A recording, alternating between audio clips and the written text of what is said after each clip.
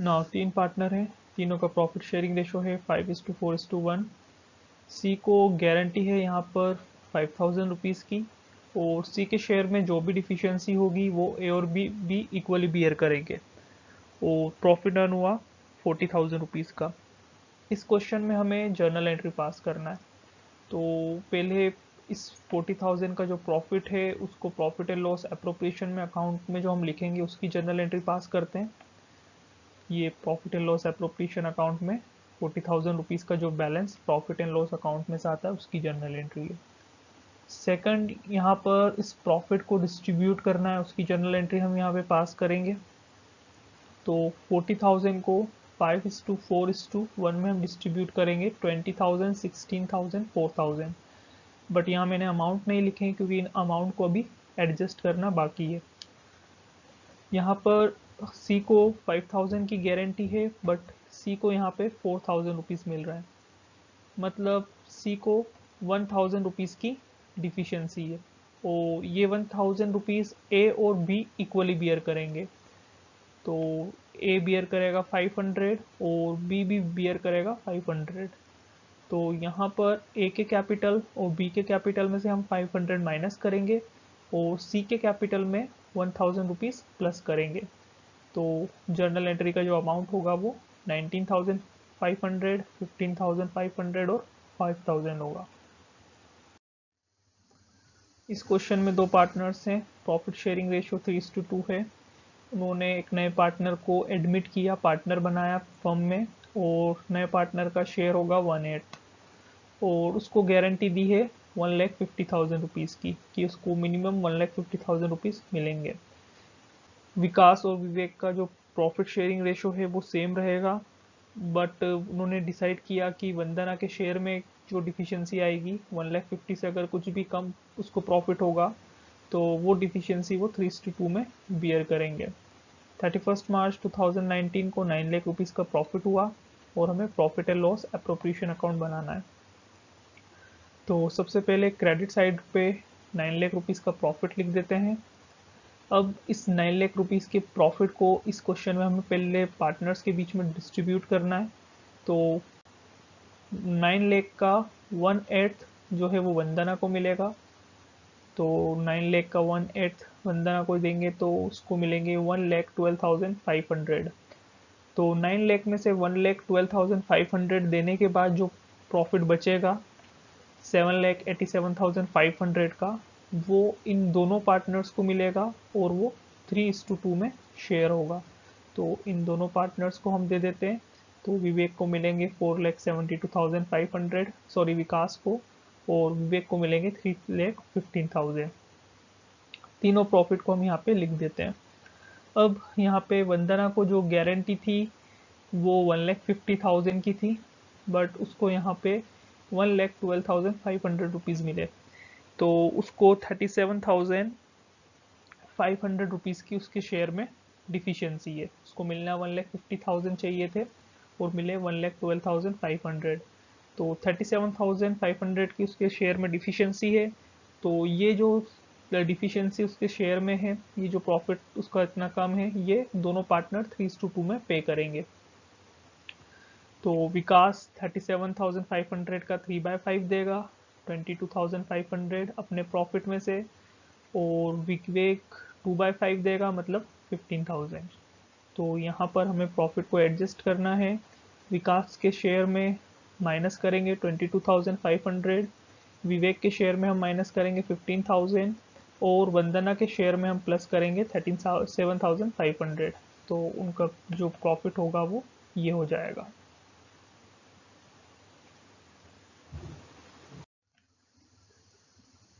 इस क्वेश्चन में दो पार्टनर्स हैं, उनका प्रॉफिट शेयरिंग रेशो 3:2 है। एक नए पार्टनर को उन्होंने एडमिट किया 1/6 शेयर के लिए, और उसने उसको पर्सनली गारंटी जो है वो प्रांशु दे रहा है। जो एक नया पार्टनर अंशु आया है उसको पर्सनली प्रांशु गारंटी दे रहा है 30,000 रुपीज़ की, कि 30,000 से कुछ भी अगर उसका प्रॉफिट हुआ तो वो पर्सनली प्रांशु उसको देगा, और हिमांशु का प्रॉफिट कम नहीं किया जाएगा। प्रॉफिट हुआ उन्हें 90,000 रुपीज़ का। हमें यहाँ पर profit and loss appropriation account बनाना है। तो क्रेडिट साइड में सबसे पहले प्रॉफिट लिख देते हैं, टोटल। अब इस प्रॉफिट को हमें पार्टनर्स के बीच में डिस्ट्रीब्यूट करना है। तो 90,000 का 1/6, क्योंकि जो अंशु 1/6 शेयर के लिए आया है इसको दे देते हैं, तो अंशु को मिलेंगे 15,000 रुपीज़। तो इसको प्रॉफिट देने के बाद फर्म के पास 75,000 रुपीज़ बचेंगे। ये 75,000 रुपीज़ प्रांशु और हिमांशु 3:2 में डिस्ट्रीब्यूट कर लेंगे। तो 75,000 का 3/5 45,000 और 75,000 का 2/5 30,000। तो ये प्रॉफिट तीनों में डिस्ट्रीब्यूट हो गया। 15,000 अंशु को मिले जो न्यू पार्टनर है, 45,000 प्रांशु को और हिमांशु को 30,000। तो हम यहाँ पे लिख देते हैं। अब यहाँ पे जो अंशु था उसको गारंटी दी गई थी, और यहाँ पे अंशु की जो गारंटी थी वो 30,000 रुपीज़ की थी, और उसको जो अमाउंट मिला है वो सिर्फ 15,000 मिला है। तो 15,000 रुपीज़ की उसके शेयर में डिफिशियंसी है, और ये पर्सनली प्रांशु इस डिफिशियंसी को पे करेगा। जो 15,000 रुपये का कम प्रॉफिट मिल रहा है वो प्रांशु देगा।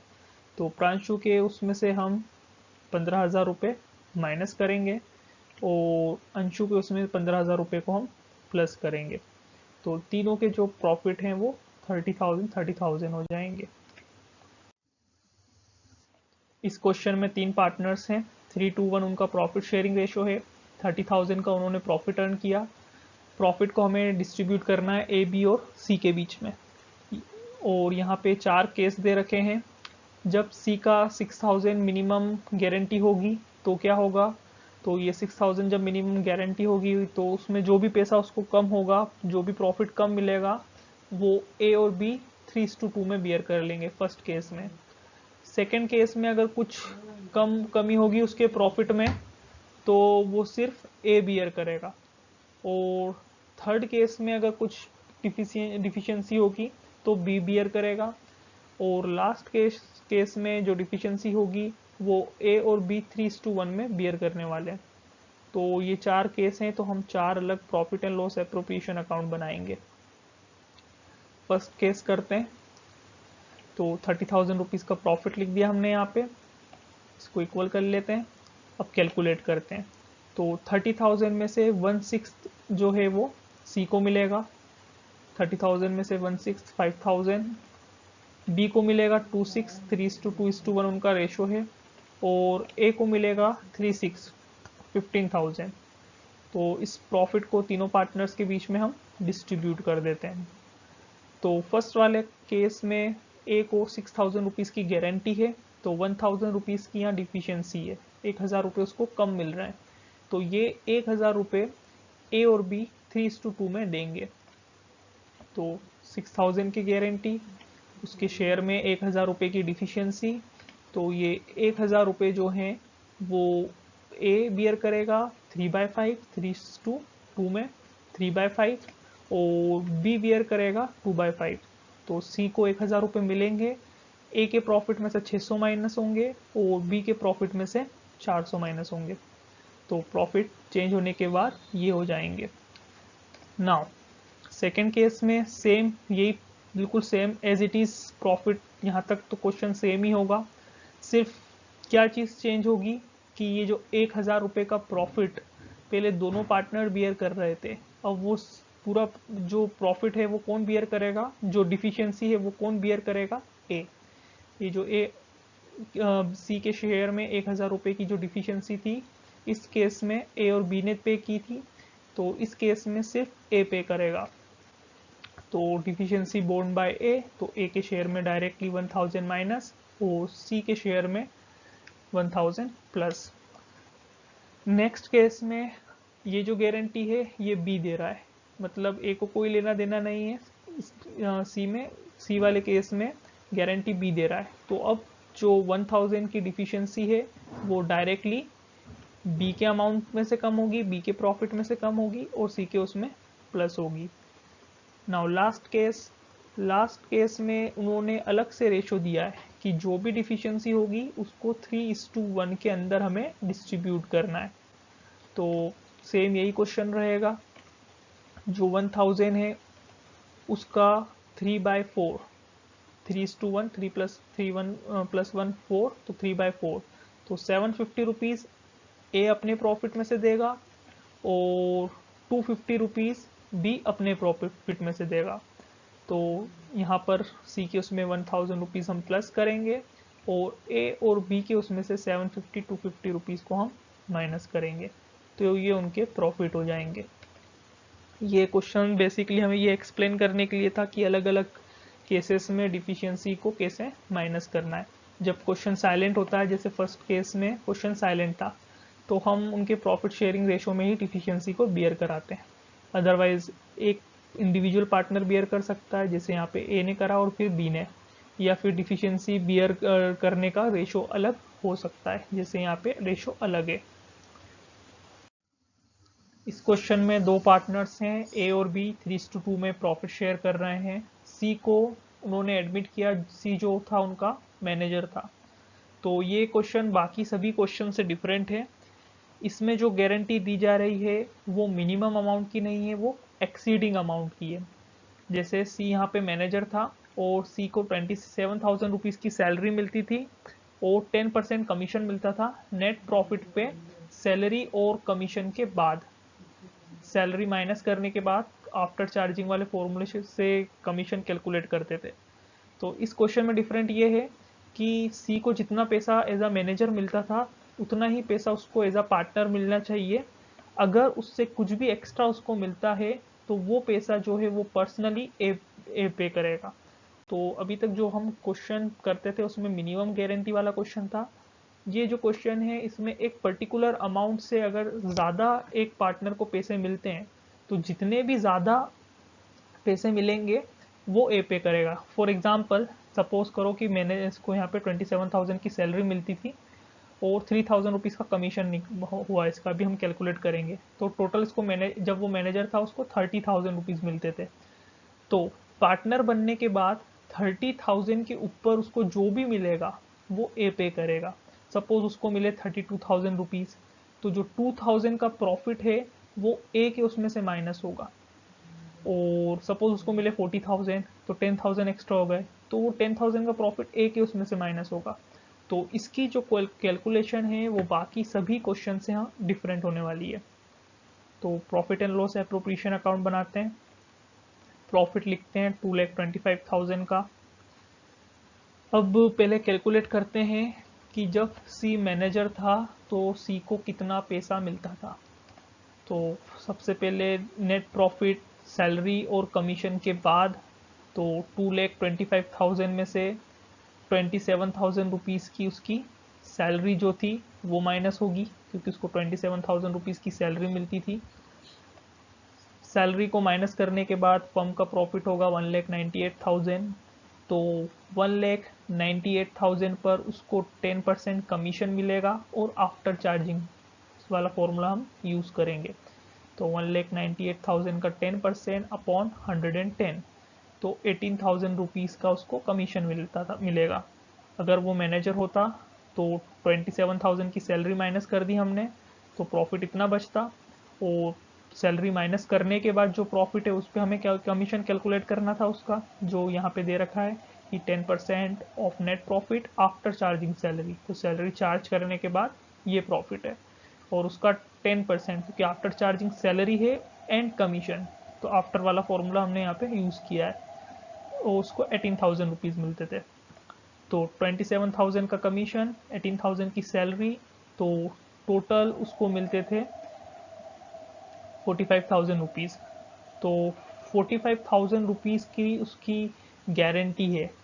मतलब यहाँ गारंटी इस टाइप से है कि 45,000 रुपीज़ के ऊपर कुछ भी अमाउंट अगर सी को मिलता है तो वो पैसा ए पे करेगा। तो इसकी जो कैलकुलेशन है बाकी सभी क्वेश्चन जो हम गारंटी ऑफ प्रॉफिट में करते हैं उससे थोड़ी डिफरेंट होने वाली है। तो सबसे पहले सी को 45,000 रुपीज़ का प्रॉफिट देने के बाद हमारे पास जो प्रॉफिट बचेगा वो बचेगा 1,80,000 रुपीज़। जब हम दूसरे क्वेश्चन सॉल्व कर रहे थे तो हम इस टाइप से कैलकुलेशन नहीं करते थे। हम 2,25,000 में से का 1/4 निकालते थे और उसको माइनस करते थे। अगर हमें सी का शेयर निकालना होता था प्रॉफिट का, तो 2,25,000 का 1/4 निकालते थे हम, लेकिन हमने डायरेक्ट क्या किया यहाँ पे इस वाले क्वेश्चन में स्पेशली कि हमने 45,000 रुपीज़ को माइनस कर दिया कि 2,25,000 में से 45,000 तो सी को मिलेंगे, तो अब बचे 1,80,000। तो इस 1,80,000 को ए और बी में डिस्ट्रीब्यूट कर देते हैं 3:2 में। तो ए को मिलेंगे 1,08,000 और बी को मिलेंगे 72,000। तो इस प्रॉफिट को हम यहाँ पर लिख देते हैं अभी के लिए। नाउ अब देखते हैं कि सी को इन रियलिटी कितना शेयर मिल रहा है। 2,25,000 को हमने यहाँ डिस्ट्रीब्यूट तो कर दिया, लेकिन अब देखते हैं सी को इन रियलिटी कितना शेयर मिल रहा है। तो 2,25,000 के प्रॉफिट का 1/4, तो 2,25,000 के प्रॉफिट का 1/4 हुआ 56,250। और यहाँ पे गारंटी किस टाइप की है कि 45,000 के ऊपर जो भी प्रॉफिट उसको मिलेगा वो कौन बियर करेगा, ए बियर करेगा। और यहाँ पे उसको प्रॉफिट कितना मिल रहा है 56,250 का। तो एक्स्ट्रा जो प्रॉफिट उसको मिल रहा है वो हम जो ए को पे करना पड़ेगा वो फाइंड कर लेते हैं। तो 11,250 रुपीज़ का एक्स्ट्रा प्रॉफिट मिल रहा है जो ए को बियर करना है। तो इसीलिए इस 11,250 को सी में हम यहाँ पे प्लस करेंगे और ए में माइनस करेंगे। तो 11,250 ए के प्रॉफिट में कम हो जाएगा और ये बी के प्रॉफिट में जुड़ जाएगा। तो जो एक्स्ट्रा पैसा सी को 45,000 के ऊपर मिला वो यहाँ पर ए ने पे किया है। इस क्वेश्चन में 3 पार्टनर्स हैं, तीनों के कैपिटल 6 लाख, 5 लाख और 4 लाख हैं। प्रॉफिट शेयरिंग रेशियो 4:3 है। इंटरेस्ट ऑन कैपिटल उनको मिलेगा 8% पर एनम और सैलरी मिलेगी चमन को और ढोलू को 7,000 पर मंथ और 10,000 पर क्वार्टर। तो पार्टनरशिप डीड के अकॉर्डिंग ये सारी चीज़ें हैं। ढोलू का share of profit interest on capital को हटाकर लेकिन सैलरी को इंक्लूड करके मिनिमम 1,10,000 होना चाहिए। अगर 1,10,000 के नीचे कुछ भी हुआ तो वो कौन पे करेगा, वो अजगर पे करेगा। एक इंडिविजुअल पार्टनर गारंटी दे रहा है, तो यहाँ पर चमन का कोई लेना देना नहीं है। और प्रॉफिट हुआ 4,24,000 का। हमें profit and loss appropriation account यहाँ पे बनाना है। तो profit and loss appropriation account बनाते हैं। क्रेडिट साइड में प्रॉफिट लिख देते हैं। तीनों पार्टनर्स को इंटरेस्ट देना है। तीनों पार्टनर को 8% इंटरेस्ट दे देते हैं, 6 लाख, 5 लाख और 4 लाख का। तीनों को इंटरेस्ट मिल गया। अब नेक्स्ट चीज़ जो हमें करना है वो सैलरी देना है। तो चमन की जो सैलरी है वो मंथली है, पर मंथ। तो 7,000 को हम 12 से मल्टीप्लाई करेंगे और 84,000 की सैलरी हो जाएगी। और जो दूसरा है, क्या नाम है उसका, सॉरी, चमन की 7,000 और ये जो ढोलू है, ढोलू की जो सैलरी है वो 10,000 पर क्वार्टर है। तो इसकी सैलरी को 4 से मल्टीप्लाई करेंगे तो ढोलू की सैलरी हो जाएगी 4,000। अब यहाँ पर टोटल करते हैं 4,24,000 और प्रॉफिट फाइंड करते हैं। तो प्रॉफिट आएगा 1,80,000 रुपीज़ का, जिसको हम 4-2-3 में डिस्ट्रीब्यूट करेंगे तो ये प्रॉफिट आ जाएगा 80,000, 40,000 और 60,000। अब गारंटी वाला जो पार्ट है इस क्वेश्चन का वो करते हैं। तो गारंटी किसको है, यहाँ पे ढोलू को है। इंटरेस्ट ऑन कैपिटल को हटा के, एक्सक्लूडिंग इंटरेस्ट ऑन कैपिटल और सैलरी को जोड़कर 1,10,000 रुपीज़ का उसको प्रॉफिट मिलना चाहिए। तो उसको 1,10,000 रुपीज़ का प्रॉफिट मिलना चाहिए सैलरी को जोड़कर। तो अगर यहाँ से सैलरी हटा देते हैं तो उसको कितना प्रॉफिट मिलना चाहिए, 1,10,000 का सैलरी को जोड़कर मिलना चाहिए। तो 40,000 की सैलरी उसको मिल चुकी है, तो 40,000 रुपीज़ की सैलरी हटा देते हैं। मतलब जो प्योर प्रॉफिट उसको मिलना चाहिए यहाँ पर 70,000 रुपीज़ मिलना चाहिए, बट यहाँ उसको मिल कितना रहा है 60,000 रुपीज़। एक चीज़ ध्यान देने की है, इंटरेस्ट ऑन कैपिटल तो यहाँ इंक्लूड करना ही नहीं था, सिर्फ सैलरी को इंक्लूड करना था। तो सैलरी जोड़कर उसको 1,10,000 रुपये मिलना चाहिए। 40,000 की सैलरी है, सैलरी को हटा दिया तो अब उसको 70,000 रुपये प्रॉफिट में मिलना चाहिए। लेकिन यहाँ मिल कितने रहे उसको 60,000। तो कितने की डिफिशियंसी उसके शेयर में आई 10,000 रुपीज़, 10,000 रुपये उसको कम मिल रहा है। और ये 10,000 रुपये उसको कौन पे करेगा, ये उसको असगर पे करेगा, क्योंकि ऐसा क्वेश्चन में लिखा हुआ था। तो ढोलू के उसमें से 10,000 रुपये हम माइनस कर देते हैं, असगर के उसमें प्लस कर देते हैं, तो इन दोनों का 70-70 प्रॉफिट हो जाएगा।